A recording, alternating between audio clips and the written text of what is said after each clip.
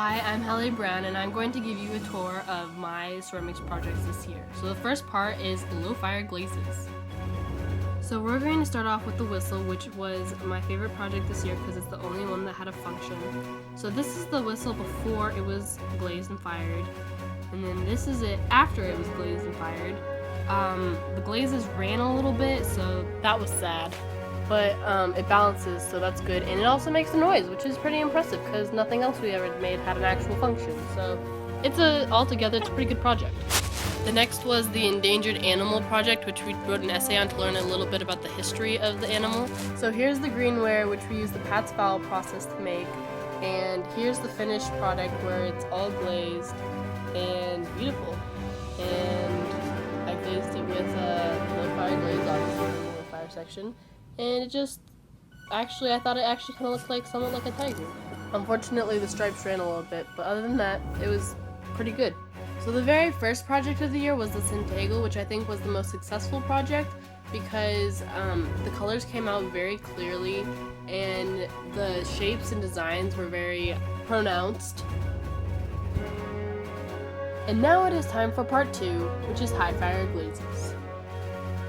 Project of choice was probably my least successful, but which is kind of ironic because that's the one we could do anything we wanted to with it. So the greenware came out pretty good, however it got stolen, I'm pretty sure. Not 100% sure, but pretty sure. So anyway, for the actual final project, I ended up making a pinch pot cup, which did not come out nearly as nice, and also did not show the colors nearly as nice, which was sad, but the colors were pretty good. I was happy with the colors, so I mean, wasn't a total fail. The wheel project is quite a great project. It's pretty balanced. It's very symmetrical, very even. That's what the wheel does. It's got great color. It's just really nice. It's just a nice project. I liked it.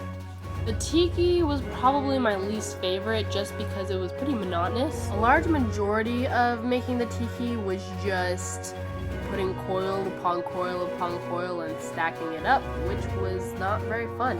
The only good part was making the face. And then when it came to glazing, I wanted to make it kind of a brown color to match wood, which I did. So the coloring came out pretty good too. And the last project I'm going to talk about today is the diorama, which was our final project. And it was based off of an art movement, which I chose to do surrealism, which surrealism is more of a loosely based on reality, basically no reality whatsoever. And I liked that I could do whatever I wanted to with it and that I wasn't bound by any rules. And my diorama is similar to these two pieces of work because the top one depicts a message showing how the hunger kills more than the weapon, and the bottom one shows it the opposite, where a woman is stuck in water instead of the air. Here, the mermaid can't breathe outside the water, so that's why she's decapitated, and the head is looking in on herself because she can do nothing to stop her own demise. So basically, this was a really fun class, and for any lessons I've learned, I've pretty much learned that if anyone fails your project, just keep going, make another one, it's alright. And any advice I'd have for future students is don't do anything to blow up the cone room because you don't want to have to pay for that stuff.